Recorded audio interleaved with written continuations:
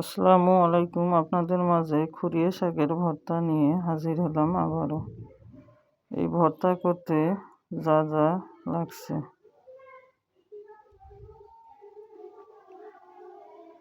আমি খুরিয়ে শাক নিয়েছি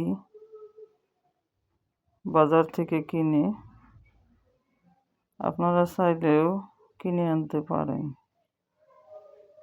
আলু কুচি করে কেটে নিয়েছি খোসা সহ, পেঁয়াজ, কাঁচামরিচ, রসুন কুচি, শুটকি, কাচকি মাছে, মশলা, লবণ, হলুদ, জিরার গুঁড়ো, ধনিয়ার গুঁড়ো। এদিকে চুলাতে কড়াই বসিয়ে দিয়েছি।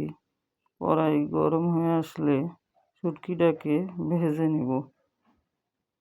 এটাকে নেড়ে চেড়ে বাদামি কালার করে ভেজে নেব।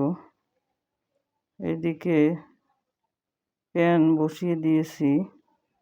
প্যান গরম হয়ে আসলে পেঁয়াজ দিয়ে দেব,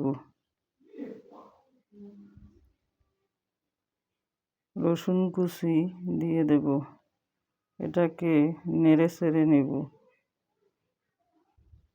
বাদামি করে। বাদামি হয়ে গেছে, এবার বাকি মশলা অ্যাড করব। আবারও এটাকে নেড়ে চেড়ে নেব। এবার 1 কাপ পরিমাণ পানি দেব। 1 কাপ পরিমাণ পানি দিব। এখানে এই পানিতে মশলাটাকে কষিয়ে নেব। নেড়ে চেড়ে নিন, পানি শুকিয়ে যাওয়া পর্যন্ত অপেক্ষা করুন। এবার শুটকি দিয়ে দিন। শুটকি আমি ভেজে ধুয়ে নিয়েছি। এটাকে নেড়ে চেড়ে আলু দিয়ে দেব। আবারও আলুর সাথে মশলাগুলো মিশিয়ে নিন ভালো করে। মেশানো হয়ে গেলে এবার শাক দিন। এই শাকটা খেতে অসাধারণ। আবারও ওই শাককে আলুর সাথে মিশিয়ে নিন। এর পানি বের হয়েছে, এই পানিতে সিদ্ধ হবে। চুলের আঁচ কমিয়ে ঢেকে দিব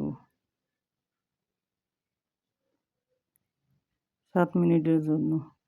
আবারও ফিরে আসলাম। দেখেন পানি কিছুটা শুকিয়ে গেছে, গায়ে গায়ে একটু পানি আছে। এই পানি শুকিয়ে নেব।